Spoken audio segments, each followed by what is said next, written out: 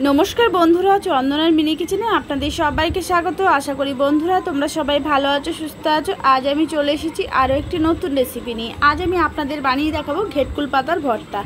এই পাতাটাকে আবার অনেক সময় খারকুল পাতাও বলে, আমি এটাকে ঘেটকুল পাতা বলি, যে যেমন বলে। চলুন তাহলে বন্ধুরা কিভাবে বানাই। এখানে আমি 10-15টা ঘেটকুল পাতা নিয়েছি। এটা আমার বাপের বাড়ি থেকে এনেছি। বন্ধুরা দেখতে পাচ্ছেন, পাতাটাকে আমি কেটে ধুয়ে পরিষ্কার করে নেব। কেটে নিয়েছি দেখতে পাচ্ছেন বন্ধুরা।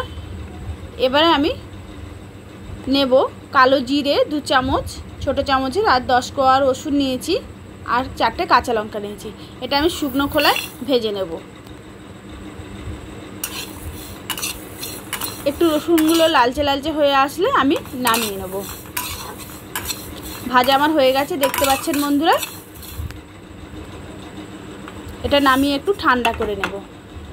এবারে কুচিয়ে রাখা ঘেটকুল পাতাগুলো আমি কড়াইয়ের মধ্যে দিয়ে স্বাদ মতো নুন দিয়ে সিদ্ধ করে নেব। এর মধ্যে কোনো জল আমি অ্যাড করব না। এটা 3 মিনিটের জন্য ঢাকনা দিয়ে দেবো। চ্যানেলে যদি আপনারা নতুন হয়ে থাকেন চ্যানেলটিকে সাবস্ক্রাইব করে দেবেন, পাশে থাকা বেল আইকনটি ক্লিক করে দেবেন। আমার নতুন নতুন ভিডিওর নোটিফিকেশন সবার আগে আপনার কাছে পৌঁছে যাবে।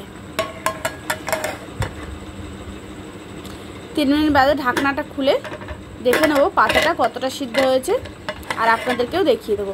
দেখুন বন্ধুরা, পাতা থেকে কতটা জল বেরিয়েছে। এর মধ্যে কোনো জল আমি দিইনি। এই জলটা পাতার মধ্যে শুকিয়ে নেব।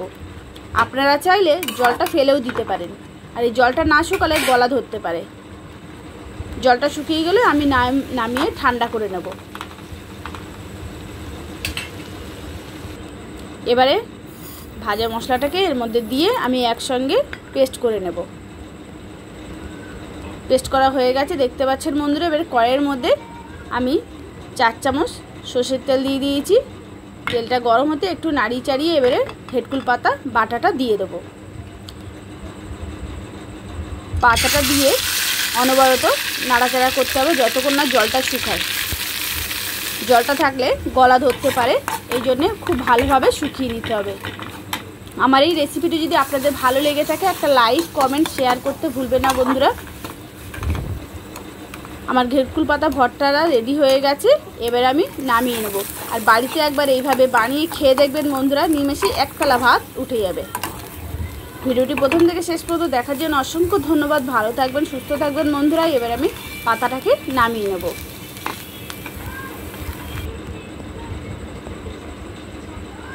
আমার ঘেটকুল পাতা ভর্তা রেডি হয়ে গেছে বন্ধুরা। ভালো থাকবেন, সুস্থ থাকবেন।